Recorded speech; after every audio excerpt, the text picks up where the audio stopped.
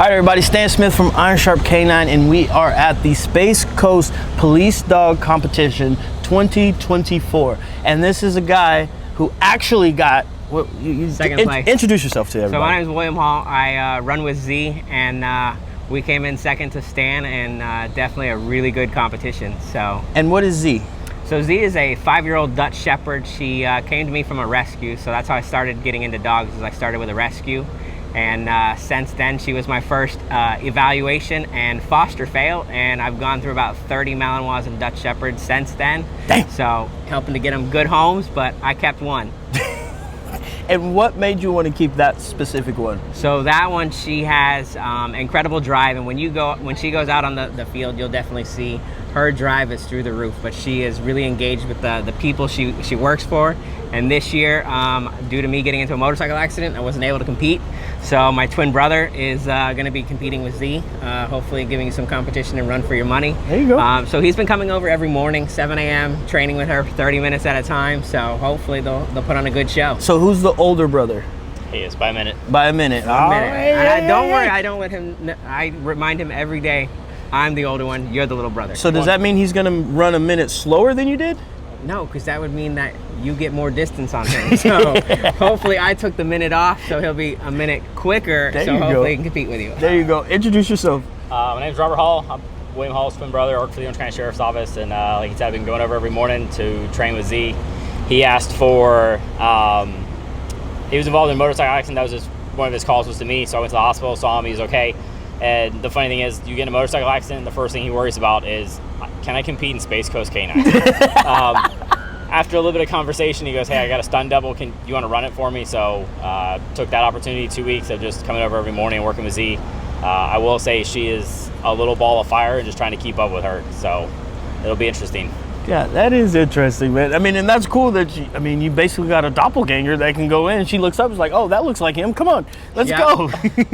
So she's a great dog. She does know the difference between us. In the beginning, she was kind of like, I don't really want to work for you. And then he started putting the rules down, and she's like, all right, I'll start working for you. So hopefully she'll put on a good show out there. And then how long have you been in dogs? I've been in dogs for about 6 years. So. And what all do you do? So I am one of the state reps for Malinois and Dutch Shepherd Rescue, MAD Rescue. We are a national organization. We do dogs all over the U.S. I run the dogs solely in the Central Florida area. There's numerous state reps, so if you're looking for a Malinois or Dutch Shepherd, we do have lots of dogs throughout the U.S. We also train them up with basic obedience, so they're crate trained, house trained, and pretty much ready to go, and it's kind of shopping for your dog. If you want a high drive dog, we got plenty of those. You want a low drive dog, we occasionally come across those, so it's kind of like pick your poison on what dog you want. And where can they find you again? So if you go online to madrescue.org, you should be able to find us. Like I said, we've got a Facebook page, and we have all of our new dogs up there, and they rotate through. I think we've gone through just about 2,000 dogs in the first 2 years we've been open.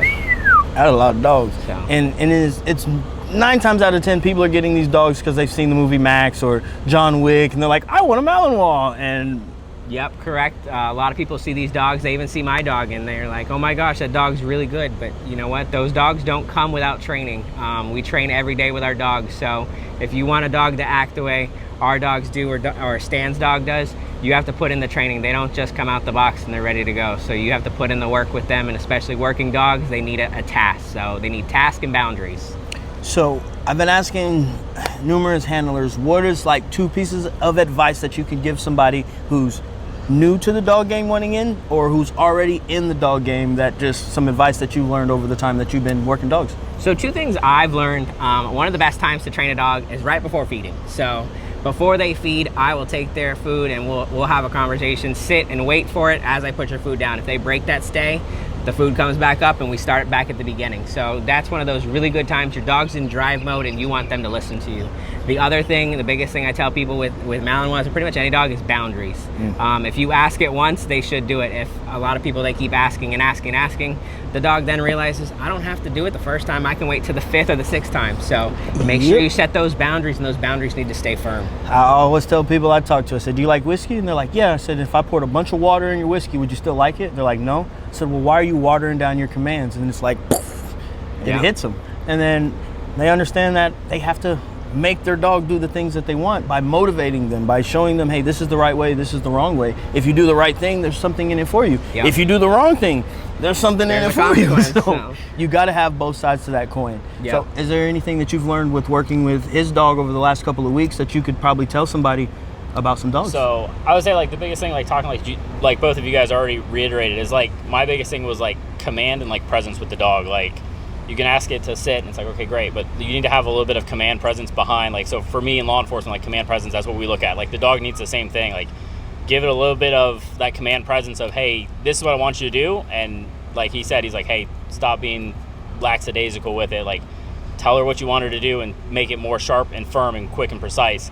Once I started getting that, like after the first couple of days, I started being more precise with her and she started being like, okay, cool. Like she started responding a little bit better and stuff like that. So it's just being more precise with your commands and stuff. I think that's the biggest thing. Just from a dog that already works, like she already has it all there. She has the foundation. Mm-hmm. I just need to get up to where her level. She's way above my level. So I'm just now it's the game of trying to keep up with her this time. Yep, and she's trying to see what she can get away with. They like they like a bad teenager be like, did you mean 10:30 or did you really mean 12:30? And if nothing happens, they gonna show up at 1 a.m. So you gotta have clear communication. You gotta enjoy it. You gotta have passion. You gotta have just a love for this, because I mean, it's not always good days. You're gonna go out and work with your dog, and you're gonna be showing them something, and they're gonna be like, "No, I don't know how to sit no more." And you're gonna have those days. And understand that patience is going to be your best friend.